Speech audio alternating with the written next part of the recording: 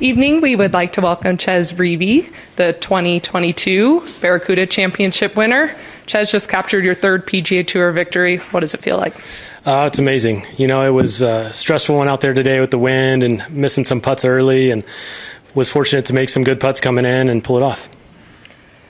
Leading after second and third rounds, a little bit slower start, but kind of what was the mentality where you picked it up?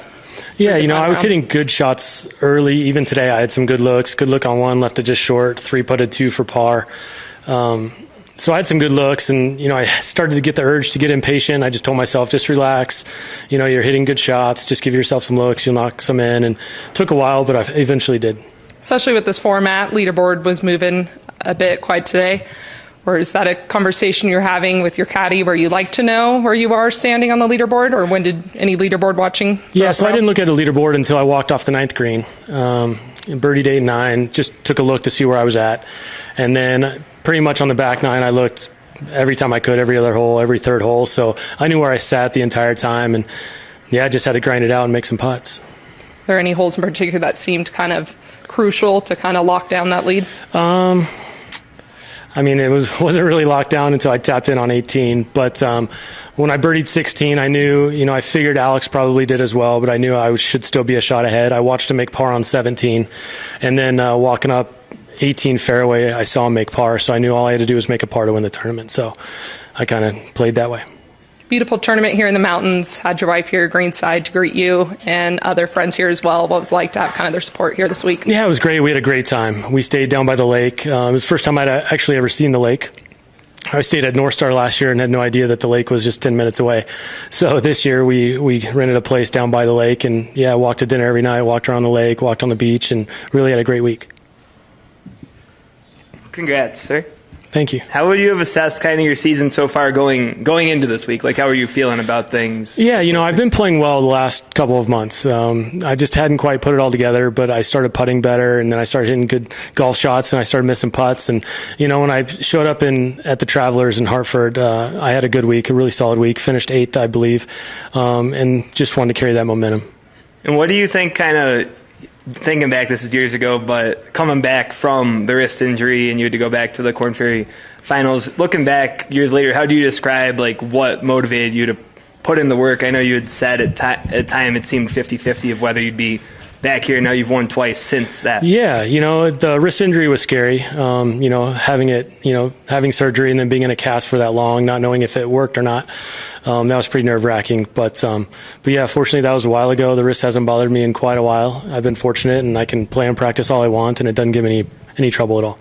What does it feel like describe to a fan, like coming down the stretch, you're in the mix, kind of going back and forth, you got Alex in front of you making birdies, just that whole emotion of being in the back 9 on the PGA Tour? Oh, it's so fun. I look forward to it so much. I mean, it's nerve-wracking, it's exciting, it's frustrating, it's all the emotions, but, you know, I love it. I love the way that feels. I love it when my stomach's upset in the morning when I wake up because I'm nervous, and that's why I practice and play so much, just to create those moments. How did you spend the morning? I know you mentioned last night you sometimes get restless waiting for your team. Yeah, so I was up at 6:45, watched the British Open till about 10:30, and then I got ready and came out here and went in the trailer, worked out a little bit, and then got ready to go.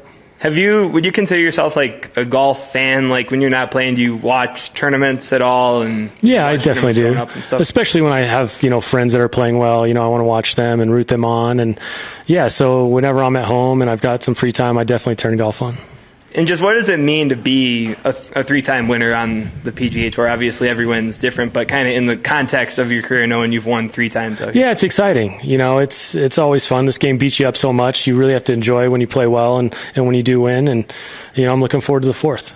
And lastly, we talked yesterday, the fans are all going nuts about Chez Fest on social. What's Chez Fest for you? How are you going to celebrate Chez Fest tonight? You know, I don't know. The family's here. We were supposed to fly out tonight, but they've changed all the flights and changed plans, so they've got something planned for us tonight. I'm not sure what that is yet. Some sort of celebratory meal or... Oh, I'm sure, yeah. There'll be, a few bottles of wines, maybe some tequila and some dinner for sure. Awesome. Cheers, congratulations. You said you looked at the leaderboard for the first time after the 9th hole. Just wondering your thoughts seeing Alex, who started the day 9 shots behind you, 9 points behind you. It was only 1 point behind you at the turn. What was going on in your head then? You know, it's funny. I went into the trailer and started warming up, and Alex was in there warming up. And for some reason, I had a feeling I was like, Alex is going to play really well today. I was like, it, makes a good story. He got in the British Open and wasn't there, and he was here. I was like, what a way for him to turn that around and be like, I missed the British Open, but I won the Barracuda. So I just had a feeling he was going to play well. So I really wasn't that surprised when I saw his name up there. And if you looked at it in stroke play terms, you had the same score on the back 9. You bogeyed the same hole and you birdied both of the same holes as well. Just while you were out there on the broadcast, we could see you kind of looking at each other, what you were doing. How was that? Oh, yeah. I was watching him. I mean, I didn't see him birdie 16 just because it's over the hill, but I assumed he did just because it kind of fits his game perfectly and he's playing well. And so when I got on 17, I watched him make par, and I got on the green on 17, and I knew exactly where he was and I was. And so I was watching him on 18 to see if he was going to make birdie or not, and I saw he made a par. So then I was like, okay, let's just fly it up there by the hole and 2-putt and get out of here. And with the partnership between the PGA Tour and the DP World Tour, you're now exempt on the DP World Tour until the end of 2024. Are we likely to see you in Europe over the next few years? Yeah, you absolutely will. I'll get over there. I had no idea that was, on the table until I finished. I'm excited. I would love to go to Europe and play, and maybe go play in the BMW or something and get over there. I'd enjoy that a lot. Look forward to seeing you. Thank you.